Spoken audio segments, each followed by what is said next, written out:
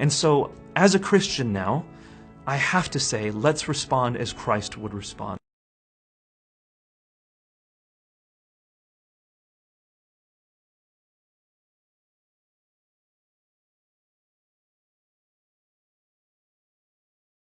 You can't quote sections of chapter 5, verse 32 of the Quran, which say that if you kill one person, it's as if you kill all of mankind.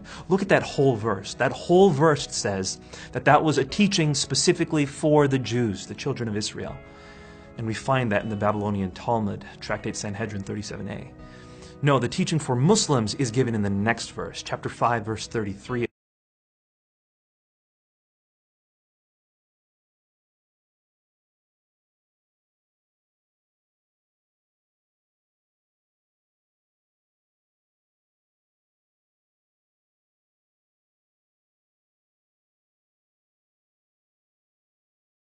Because the Quran supposedly declares that if anyone kills a man, it's as if he has killed all mankind. I see this same verse misquoted over and over again. Here's an example. And another, and another, and some more. Why do the people who quote this verse leave most of it out? Let's read chapter 5, verse 32 and see what our friends omitted. Because of that, we ordained for the children of Israel, Allah ordained for the children of Israel. Islam's Western apologists go to the verse before it.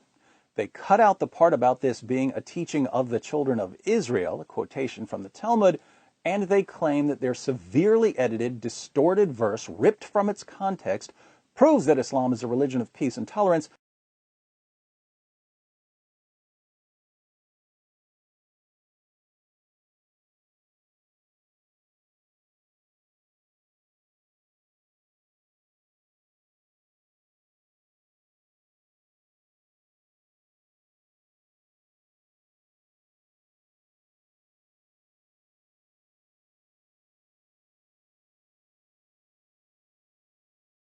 And search for truth.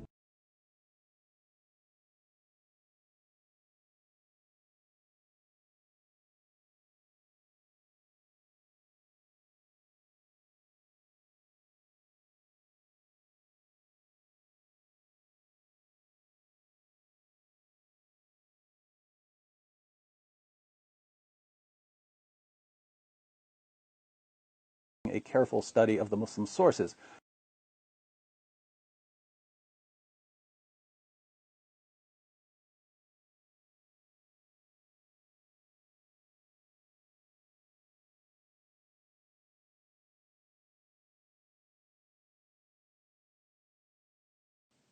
What can we do to stop the deception and misdirection so that we can eventually have an open, honest discussion?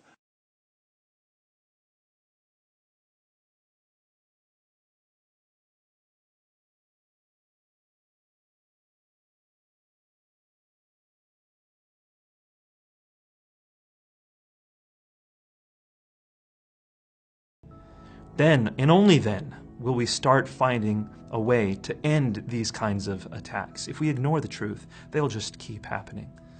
So let's love people, let's love the truth, let's pursue it.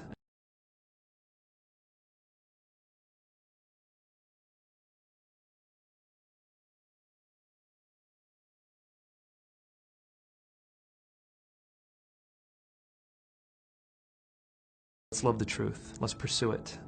So terrorism's a real thing, and if you want to deal with it, there's a couple of ways of doing it. One way is to stop your own terrorism.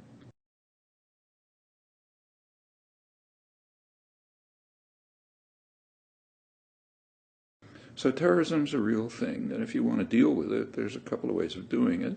One way is to stop your own terrorism. When the U.S. and Britain invaded Iraq, they were aware, that is very likely to increase terrorism. In fact, that was the analysis by intelligence agencies, experts, and so on. And it happened. Terrorism increased by a factor of 7 in the year following the invasion, according to U.S. government data. Well, yeah, but it's just not a high priority. So terrorism's a real thing, and if you want to deal with it, there's a couple of ways of doing it.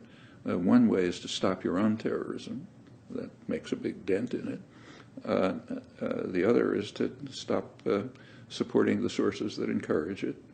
Another is to just to do what the British finally did in Ireland, pay a little bit of attention to the grievances that lead people to give at least sympathy or sometimes direct support for terrorism, and the terrorists, of course, criminals. So find the criminals, apprehend them, give them fair trials, and so on. That's the way to do it. None of this is being done. I mean, just take fair trials. I mean, there are people kidnapped, actually, they claim, captured in all over the place, Afghanistan, wherever they are. And they're sent to, we know where they're sent to. They're sent to Guantanamo, Abu Ghraib, Bagram, and so on, where they're tortured brutally. And that creates terrorists.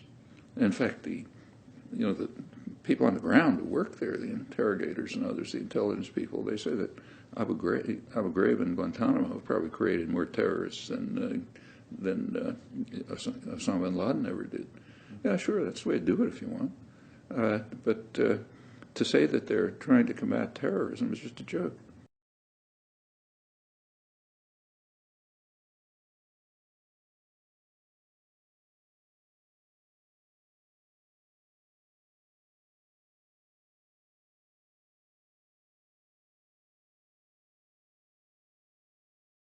Now, what does this sort of misrepresentation and deception ultimately accomplish?